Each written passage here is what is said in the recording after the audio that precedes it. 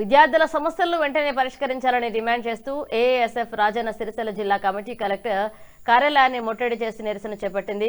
స్కాలర్షిప్లు, fee reimbursement బకాయిలను వెంటనే విడుదల చేయాలని, జీవో 7, 8, 9లను రద్దు చేయాలని, విద్యాసంస్థల్లో మౌలిక వసతులు కల్పించి ఖాళీ పోస్టులను భర్తీ చేయాలన్నారు.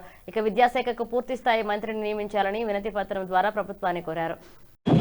ఈరోజు రాజన్న సిరిసిల్ల జిల్లా ఏఎస్ఎఫ్ రాజన్న సిరిసిల్ల జిల్లా కమిటీ ఆధ్వర్యంలో తెలంగాణ రాష్ట్ర ఏఎస్ఎఫ్ రాష్ట్ర కమిటీ పిలుపులో భాగంగా ఈరోజు కలెక్టర్ ఆఫీస్ ముట్టడించడం జరిగింది.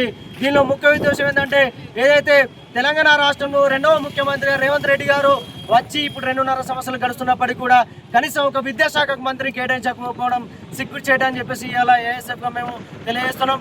ఎందుకంటే ఈరోజు ఏదో గత ప్రభుత్వం టీఆర్ఎస్ ప్రభుత్వం ఉన్న అధికారంలో ఉన్నప్పుడు విద్యార్థులకు స్కాలర్షిప్ రియంబర్స్మెంట్ ఇప్పటివరకు విడుదలయ్యాలని చెప్పేసి అప్పుడు ఉన్నటువంటి ప్రభుత్వం మీద ఇప్పుడున్న ప్రభుత్వం కొట్లాడి తెలంగాణ రాష్ట్రంలో రెండో ముఖ్యమంత్రిగా నేను రావడం జరిగిందని చెప్పేసి గొప్పలు చెప్పుకున్నటువంటి రేవంత్ రెడ్డి గారు ఇప్పటికీ మన విద్యార్థుల సమస్యలు మీకు కనబడతలేవు అని చెప్పేసి మేము ఏఎస్ఎఫ్ డిమాండ్ చేస్తున్నాం. ఎందుకంటే ఈరోజు రాష్ట్ర వ్యాప్తంగా పెండింగ్లో ఉన్న స్కాలర్షిప్ ఫీజు రియంబర్స్మెంట్ 11,000 కోట్లకు పైగా, చీలికకు పైగా ఇవాళ పెండింగ్లో ఉన్నటువంటి పరిస్థితులు ఉన్నాయి. ఈ స్కాలర్షిప్ ఫీజు రియంబర్స్మెంట్ రాక ప్రైవేటు యాజమాన్యాలలో ఎక్కడైతే పాఠశాలలు కావచ్చు, కళాశాలలు కావచ్చు, కనీసం విద్యార్థులకు సర్టిఫికేట్ ఇవ్వాలనే పరిస్థితిలో ఉంది. లాస్ట్కి చివరికి సర్టిఫికేట్లు అడిగితే విద్యార్థులకు ఫీజులు అడిగి ఇబ్బందులకు గురి చేసినటువంటి పరిస్థితి ఉంది. మరి ఇదేంది ప్రాబ్లం ఉందని చెప్పేసి మేము అదే ప్రైవేట్ యాజమాన్యాల దగ్గరికి అడిగితే ప్రభుత్వం మాకు ఇట్లా అన్యాయం చేస్తుందని చెప్పేసి చెప్తున్నటువంటి పరిస్థితులు ఉన్నాయి. మరి ఇక్కడ తెలంగాణ రాష్ట్రంలో ఏదైతే చేస్తామని చెప్పేసి మేము ఏఎస్ఎఫ్గా డిమాండ్ చేస్తున్నాం.